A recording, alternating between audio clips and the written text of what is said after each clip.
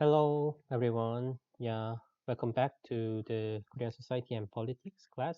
And as we planned, we will finish the modern history of Korea today. And so today is the last time for the history. And before we start, have you read the compulsory reading?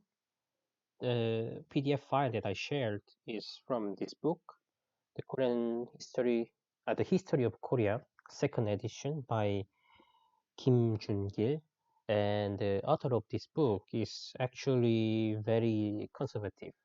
This is the second edition, and when I have taught Korean society and politics lecture in Daltech 3 years ago in 2017, I used the first edition, and first edition was published in 2005.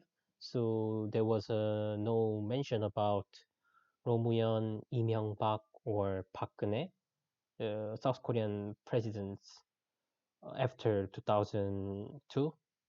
So I didn't know about his idea about them. But when I see his idea about them from second edition, I found out that he is quite conservative.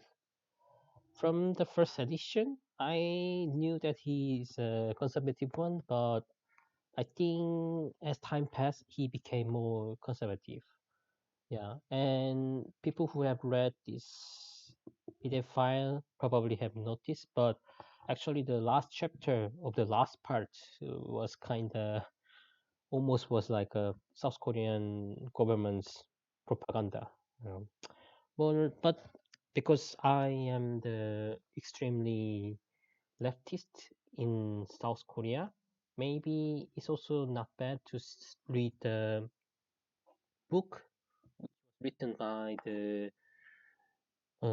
typical conservative person in Korea and compare with my lecture, it's also not bad, I think. Yeah, I just wanted to remind you again that this the book, the author of this book is quite conservative, and I totally don't agree with his idea. And let's see how I think. So, what have happened in 1987? So there was a June 10 democratization movement. And what South Koreans achieved after this? They achieved the popular vote for presidential election. Right? So the Sixth Republic officially have started from 1988. So there was an election in 1987, and the president terms have started in 1988. But do you remember that some people say that actually the Sixth Republic have not started from 1988, and the first president of the Sixth Republic is actually the extension of military regime? Yeah, and why? Yeah, because Roh Tae-woo, the first president of the Sixth Republic, was actually the one who staged the military coup with Chun Doo-hwan. So actually, many people think it as an extension of the military regime. So I also agree with that point. So I have covered with the previous military regime part. Yeah. So now let's begin with the true Sixth Republic. And those are the names of the previous presidents and our current president, Moon Jae-in. And we will cover what they have done and what have happened during that time. And as I said last time, according to the constitution, the term for the president is 5 years, and only single term is allowed. And also, I mentioned that unlike Estonia, the power of president is really strong in Korea. We also have a prime minister, just like Estonia, but the actually prime minister is just one of the president's men, virtually. Yeah. The first one, Kim Youngsam period. Kim Youngsam was a democratic activist during the Park Chung-hee period, military period, but he make a collaboration with the ruling party. So he became the president as a ruling party. So it's difficult to say that the regime was changed back then. And first peaceful regime change was election of Kim Daejung in 1998. And Kim Daejung also was the democracy activist who fought with Kim Youngsam together against Park Chung-hee. But do you remember why Roh Tae-woo was elected in 1988? Because both Kim Youngsam and Kim Dae-jung were there as a candidate. So people who wanted democracy voted for Kim Youngsam or Kim Dae-jung. So that's why Roh Tae-woo was able to get more votes. So he was elected. So anyways, Kim Youngsam and Kim Dae-jung eventually became the president. Yeah. And from Kim Dae-jung period, he tried to make good mood with North Korea. And also first summit, North and South summit talk was have happened in 2000. So many people also think that you remember that Moon Jae-in, the South Korean president, and the leader of North Korea, Kim Jong-un, they met in 2018 for the first time. And many people think that that was the first moment that the leader of North and South have met. But actually, in 2000, there was a moment like that. So Kim Dae-jung and Kim Jong-il, Kim Jong-un's father, have met in 2000. Yeah. Uh, by the way, I made a blue. I colored to with the blue color for the presidents from Democratic Party. So there were three presidents from Democratic Party and three other presidents from Conservative Party. And next president is Roh Moo-hyun, and Roh Moo-hyun is the my least disliked. Yeah, because he tried to break down the authoritarianism. And as we talked covered before, South Korea is cares about the hierarchy very much. So because the hierarchy of the president is the highest one, it's difficult to criticize president.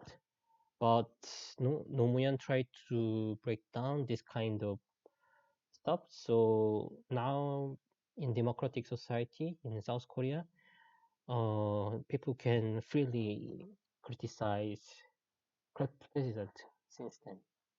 And have you seen the movie Attorney? I have shared some videos from the movie Attorney last week.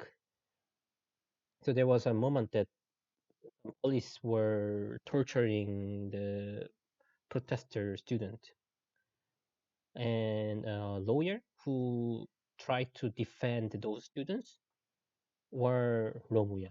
Yeah, he was the model of the movie back then. So if you haven't watched the movie, I also recommend you to watch that movie. And then next president was Lee Myung-bak, and this was the second regime change, second peaceful regime change. And he's a businessman. He was a chairman of Hyundai before, and because he was the president from the Conservative Party, the relations between North started to went went bad during his time, and also the political freedom and the democracy uh, was regressed. Yeah, and recently, last month, he was sentenced to 23 years in prison in the second trial because of bribery and overuse of his power. However, he is released on bail and waiting the final trial. If the final trial uh, decided that he's still guilty, then he should be in prison for 23 years. And next president is Park Geun-hye. And Park Geun-hye is the first South Korea's first woman president. And also she was a president, first president who was impeached. Yeah. She was impeached in March of 2017 because of the corruption between her and the conglomerates like Samsung. And she's in prison at the moment. And Moon Jae-in started his term from May 2017. Yeah, and he was also human rights lawyer, just like Roh Moo-yeon, and he was a friend of Roh Moo-yeon. So before we start, I wanted to share the general political view and the economic view after the democratization in South Korea. So in 1948, based on the liberal democracy, South Korea was established. The government was established. And in South Korea, Korean War was a war that defended the liberal democracy from communists. But actually, I personally don't agree with this point because before 1987, South Korea was not true liberal democratic country. It was not that different from North Korea when we see the democracy. Yeah. Well, maybe we can say that Korean War was a war that we defended our country from communists, maybe, but defending liberal democracy, I don't agree with that point. Yeah. But then after 1987, is South Korea true liberal democratic state? I also don't think it's a completely liberal democratic state because there are many also political oppression by the government. But of course, there's no country which achieved the complete liberal democracy. But comparably, I mean, when I compare with the European Unions, I think South Korea still has some room for improvement. I mean, in general. And after 1987, two parties leaded Korea. First one is Democratic Party, and second one is United Future Party. But also one of the feature of the political parties in Korea is they change the name a lot. For example, actually the I said Democratic Party, but the full name of Democratic Party is Together Democratic Party. Before that, they had weird name like Unified Democratic Party or Democratic Unified Party, something like that. But they always put Democratic Party. So I will just call them Democratic Party from now on. And for conservative party, there were also more conservative parties, but United Future Party is the biggest conservative party, and its name is United Future Party. But actually, they changed their name last month because there will be a general election in 3 weeks. Before that, the name was like Liberal Korea Party, and Liberal Korea Party they changed to Liberal Korea Party right after the impeachment of their president. So this party changes its name a lot. So I will just call them as a conservative party. Yeah. But both parties, the biggest difference between those parties are the ideas about North Korea. So the Conservative Party uh, wants to take hardline stance toward North Korea, but comparably, Democratic Party wants to have softer and moderate position toward North Korea. Other than that, actually, they were not that different. And as I said before, Korean society itself is very conservative. So many Koreans think Democratic Party as a leftist party, but when we think about the political view and social view or cultural view, they are really conservative, especially in the perspective of human rights. They are not that developed that much. Um, so we covered about the sexual minorities issue in South Korea before, and as I said, our current president from Democratic Party clearly stated that he is against homophobia. So how can Democratic Party is regarded as a leftist then? So yeah, I mean compared to European Union, so Democratic Party is actually quite conservative. Yeah. Okay. And then about the economic view, uh, South Korea uh, kept the idea of neoliberalism for long time. And when we see the public social spending compared to the GDP, South Korea only spend 11% of GDP for public social spending. But when we see the average spending in OECD countries is 20%. So almost half. Koreans Koreans spend almost half for that.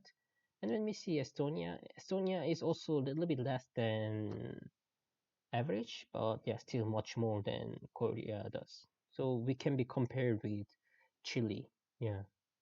So Turkey is a little bit more, and Mexico is a little bit less than we spend. But we also don't pay tax that much. So when we see here, we only spend, I mean, yeah, tax burdens are only 26%. So it can be compared with the United States. Yeah. And Estonia is not written here, and in Estonia it's around 32%.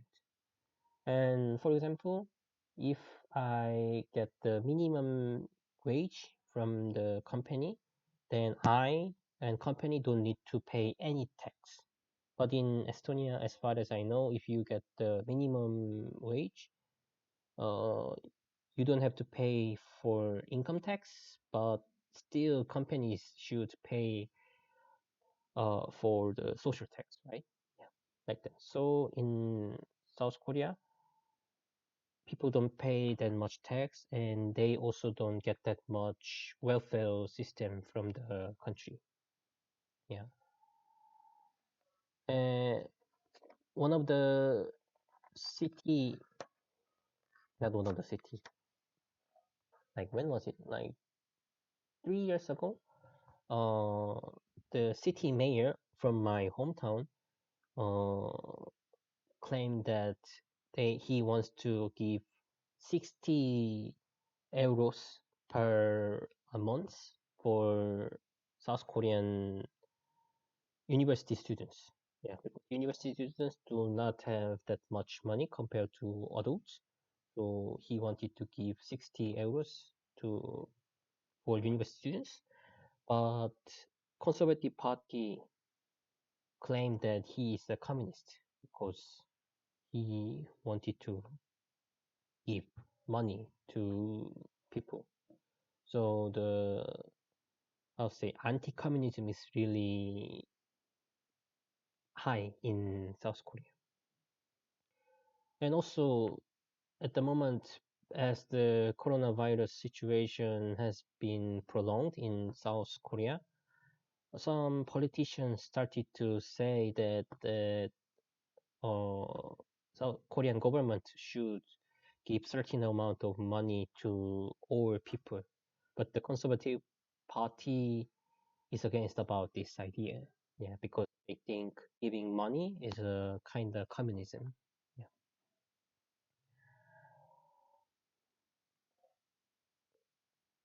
yeah, that's Coca-Cola. So let's start from Kim Youngsam period, and he was the first civilian president in 32 years because Park Chung-hee and Chun Doo-hwan and Roh were from military, but he was the first civilian president in 32 years. And he was a democratic fighter under the authoritarian regime with Kim Daejung. But he made a coalition with Roh Tae's ruling party and won over Kim Daejung. So, as I said, we cannot say that the regime was changed because he was in a conservative party now. But although he made a coalition with the Roh Tae's party, Kim Youngsam prosecuted two previous presidents, Chun Doo-hwan and Roh Tae. So they were prosecuted in 1995. They were convicted for initiating the military coup in 1979. You remember the second military coup right after the death of Park Chung-hee, and for the bloody suppression of the May 18 democratization movement in 1980. We also have seen the videos, that the military uh, people cruelly subdue the citizens who armed citizens, who were fought back against the unfair regime. Yeah. And they were also charged with corruption in relation to huge amounts of slush fund money. However, actually, so Chun Do-hwan got the life imprisonment, and Roh Tae got the 17 years in prison.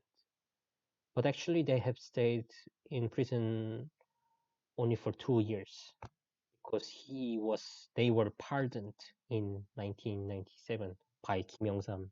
Okay, he said he did this for the unification of people in South Korea, but I really don't understand why that was needed. Yeah. Anyways, they were still alive, both of them.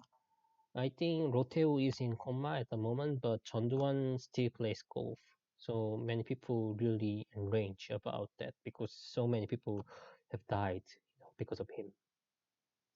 Anyways, those two are the least popular president at the moment.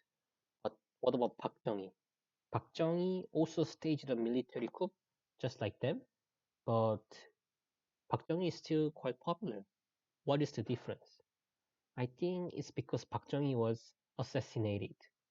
If Park Chung-hee was not assassinated and if he was still alive, even after the democratization, I think even if he would have gotten the pardon just like they did, if he went to the prison, then I don't think Park Chung-hee wouldn't be popular like now.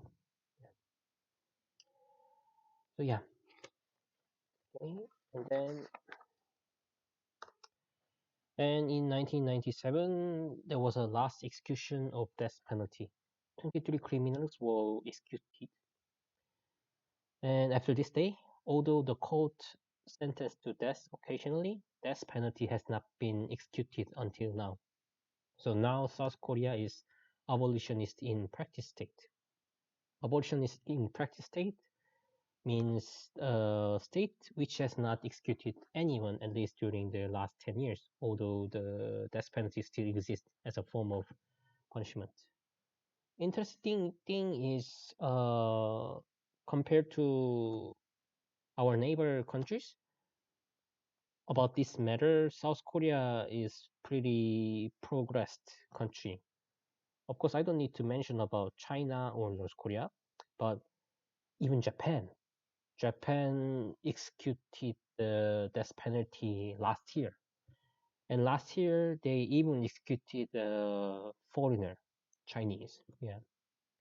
And Taiwan is quite progressed in the perspective of human rights because Taiwan is the first Asian country which legalized the same-sex marriage. But even Taiwan executed the death penalty 2 years ago.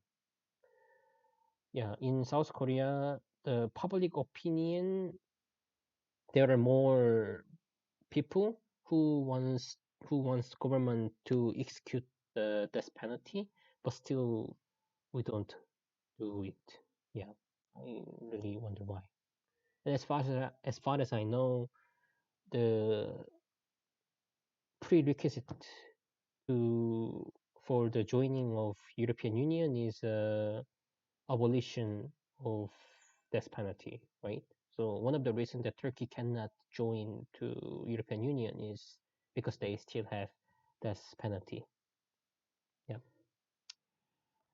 And from Kim Youngsam period, South Korea liberalized the market, and Korea signed the Uruguay round and opening the most domestic markets, including commodities, finances, construction, distributions, and services. In 1997, Korea became a new member of the OECD, Organization for Economic and Cooperation and Development. And South Korea's per capita income reached $10,000. Yeah. But the liberalization of the market have not happened only during Kim Il-sung period, but since then and until now is still happening. Yeah. And do you know OECD? Estonia also joined to OECD in 2010.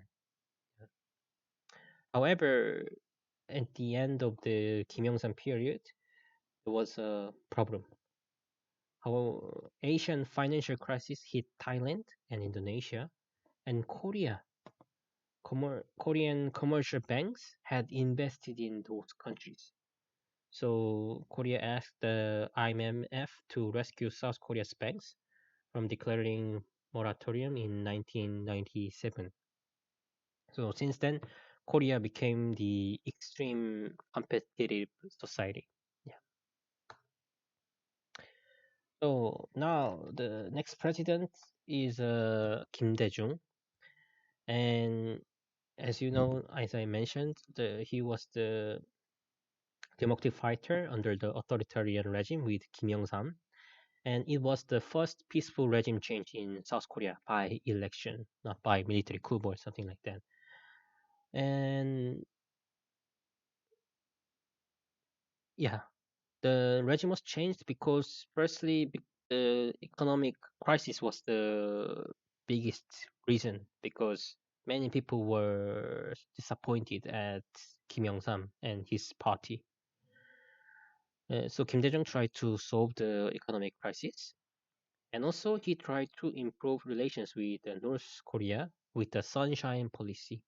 Sunshine Policy means if South Korea gives sunshine like money or good mood or cultural exchange with North Korea, then North Korea will someday will open up their cold-hearted mind, something like that. Yeah. So for his contribution to inter-Korean reconciliation, he received the Nobel Peace Prize in 2000. Yeah. And actually, and this is the only Nobel Prize that South Korea have gotten until now. Also, sad and funny thing. So, excuse me.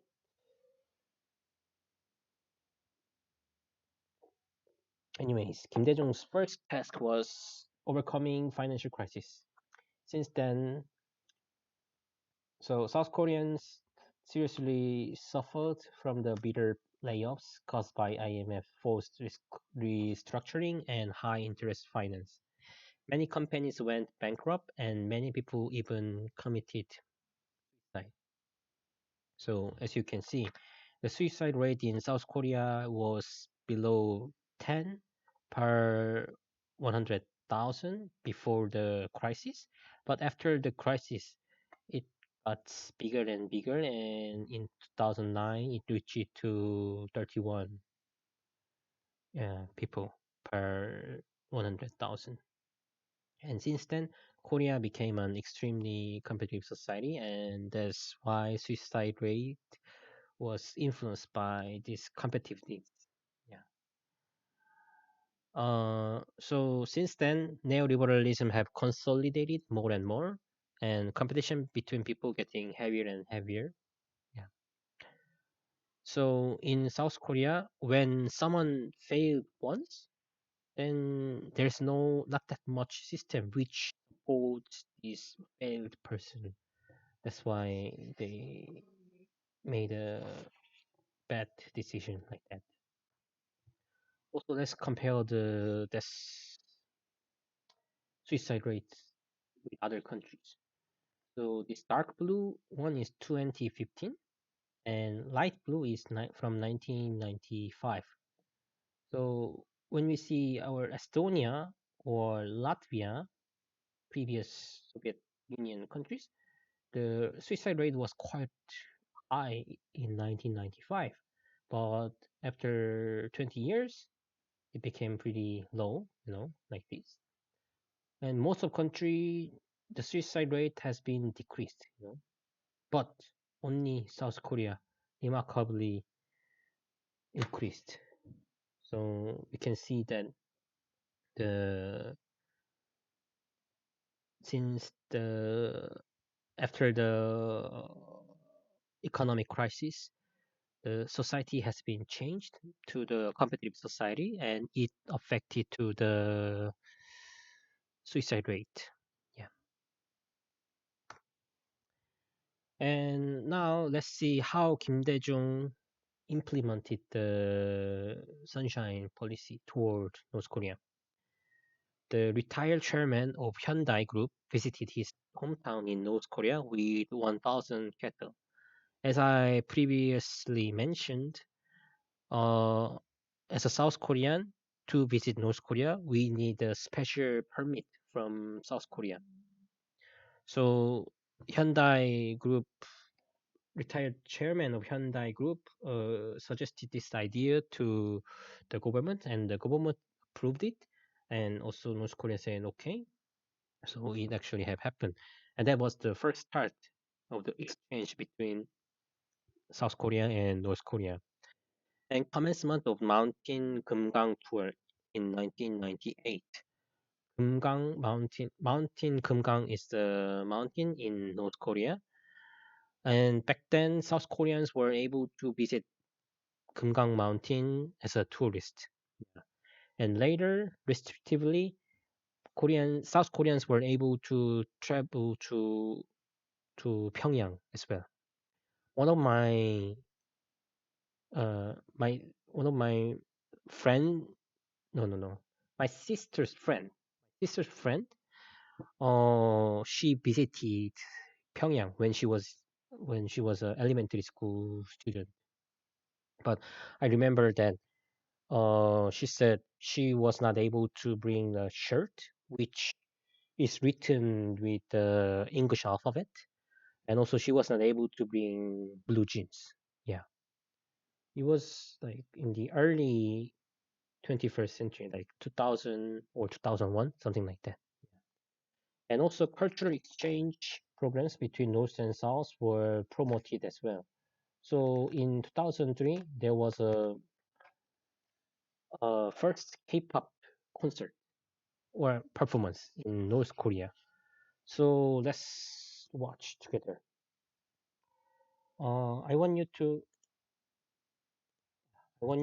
watch the audience more. Yeah.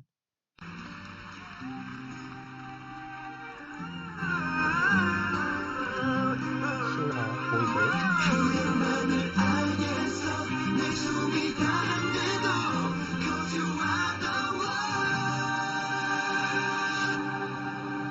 Let's go. They're in North Korea. Yeah, and the audience. This is a set.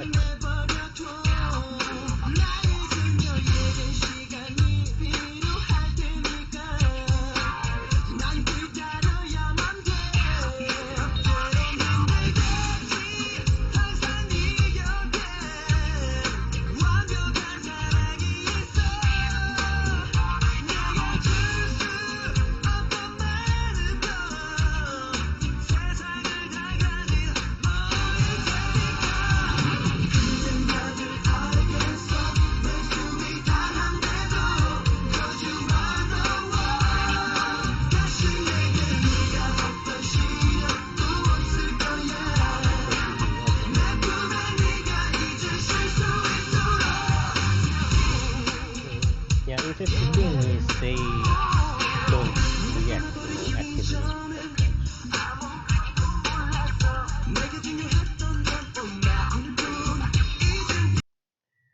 So yeah, one of the member from this boy group recently recalled about this performance, and he said he literally did his best, because he thought he's contributing for the reunification of North Korea and South Korea. Yeah. But 17 years have passed, but the situation is not that good. But I think this kind of cultural exchange is really good because then North Koreans were able to understand about the South Korean culture.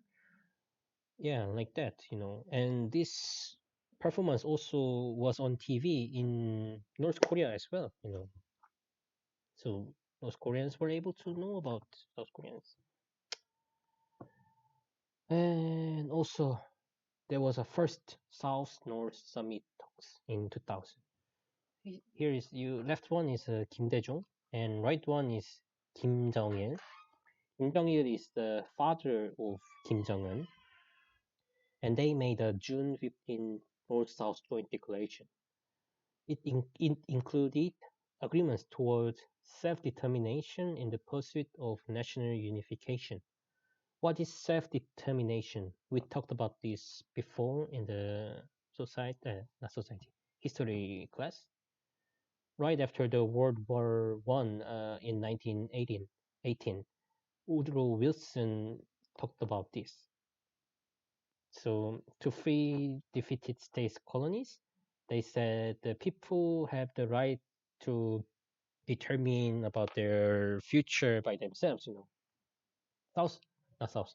Koreans also thought they were able to get the independence based on the self-determination. So the March First Movement was occurred in 1919. You remember that, right? That self-determination.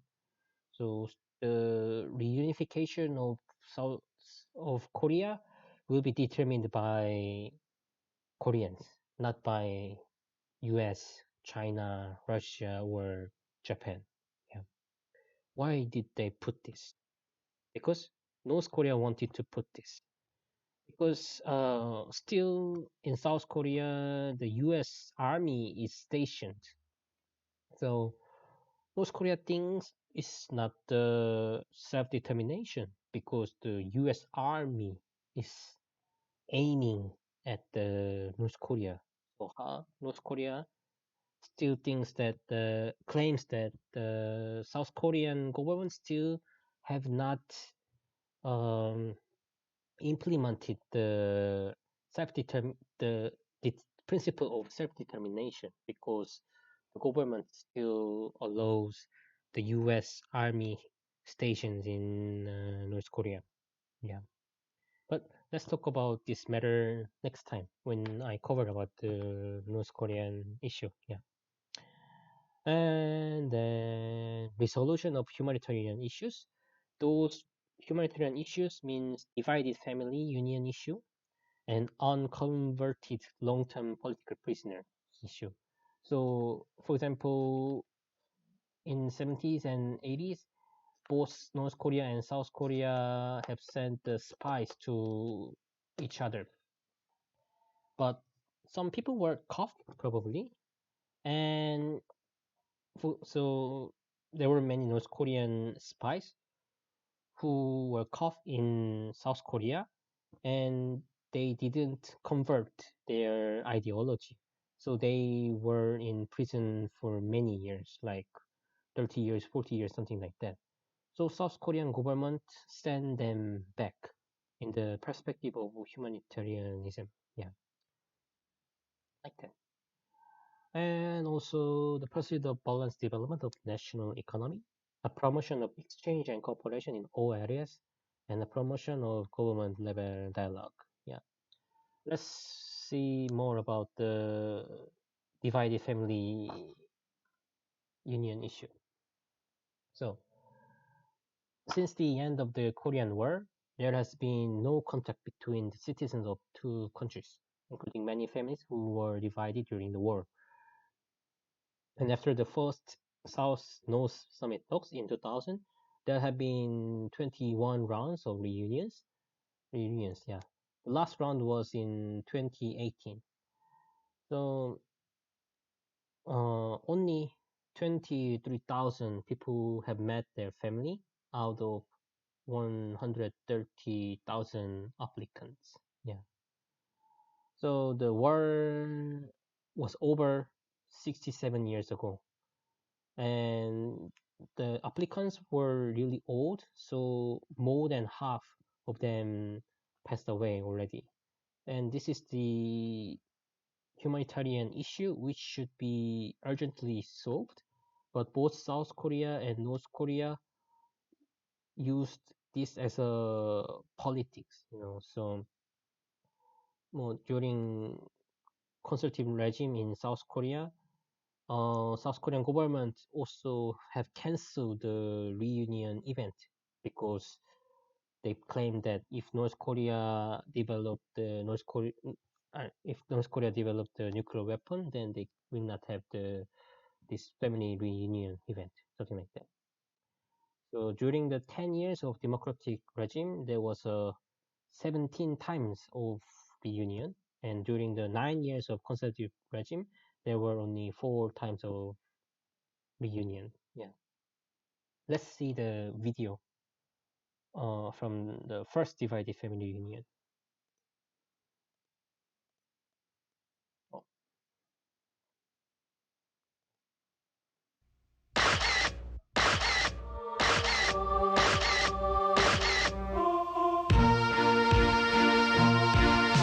South Korean families are heading to Pyongyang. Korea Airlines, South Korean 아까 급포병장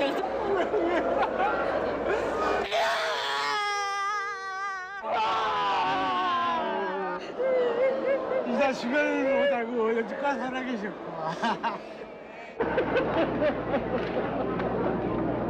아저씨요 아저씨 어디 갔냐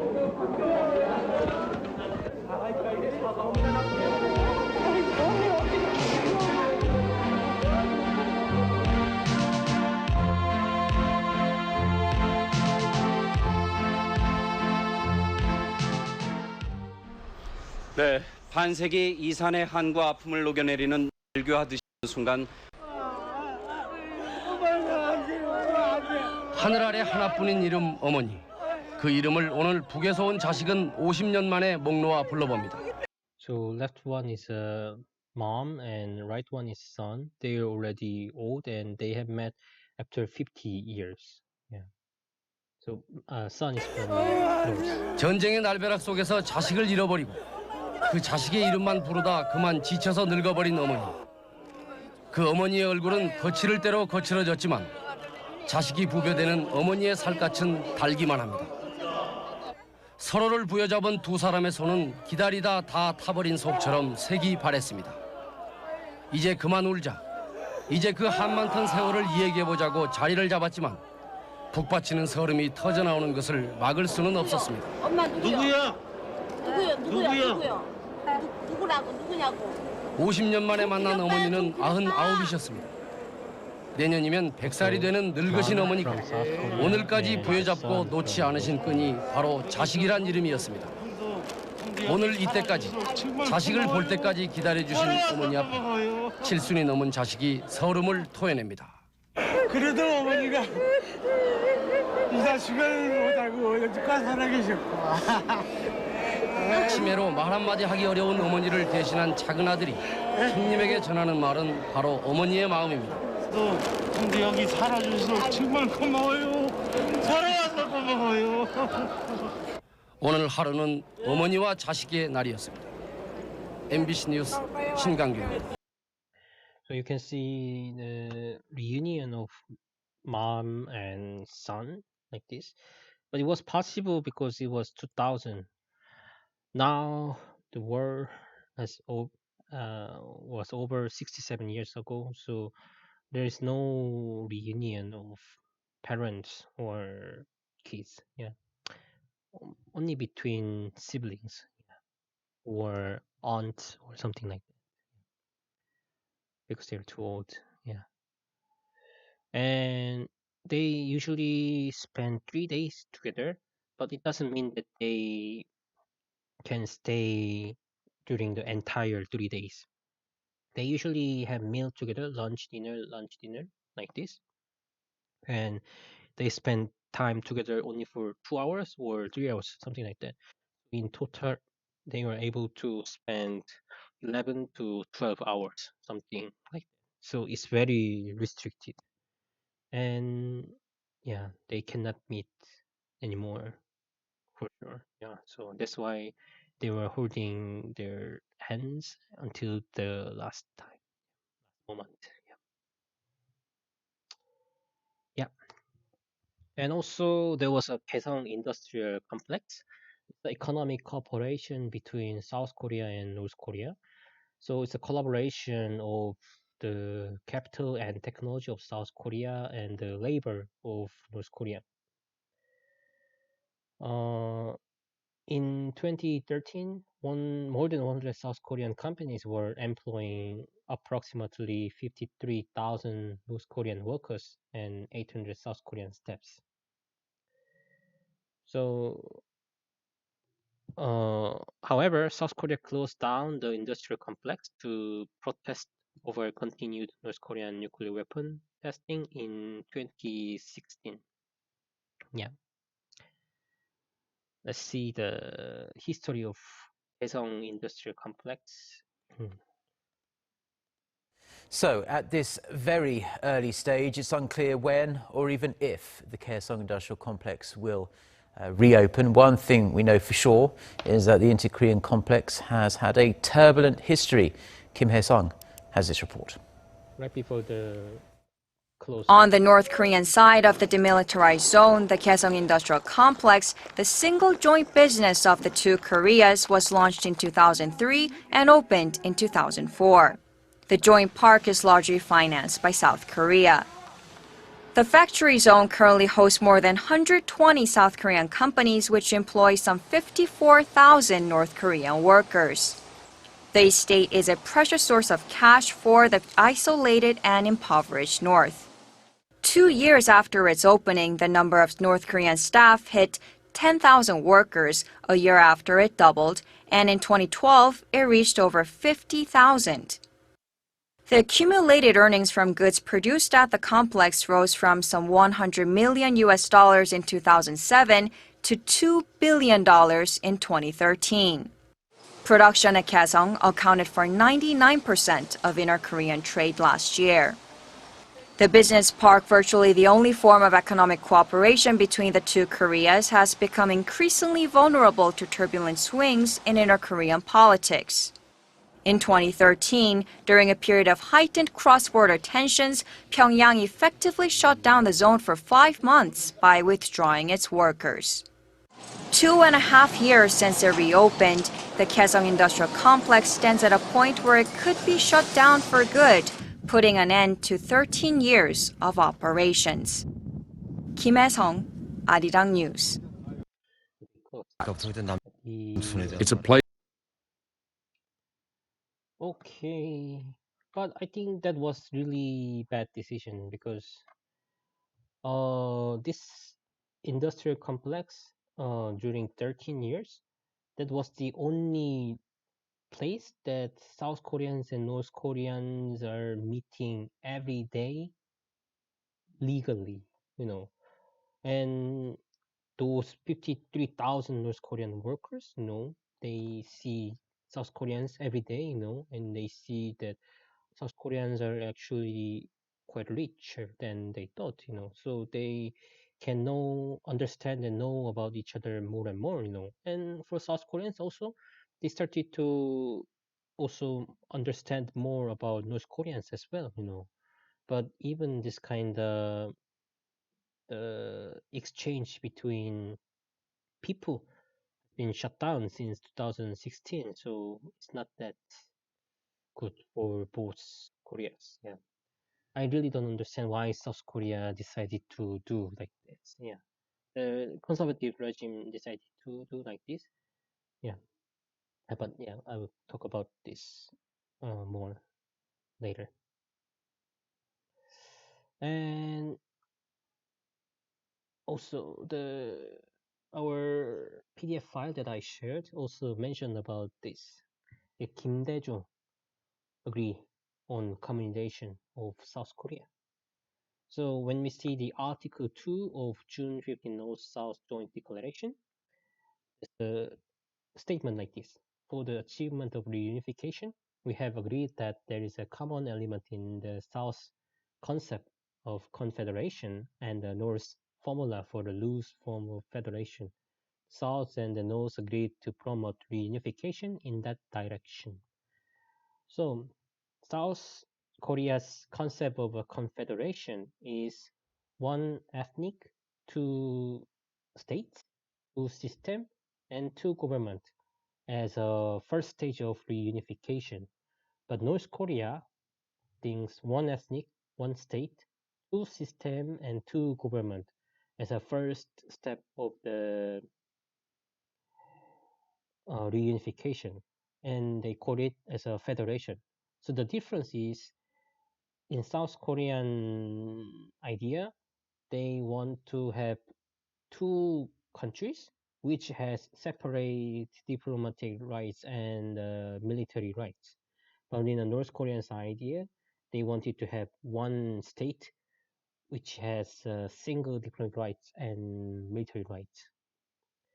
So it seems like, but they agree with the two system and two government.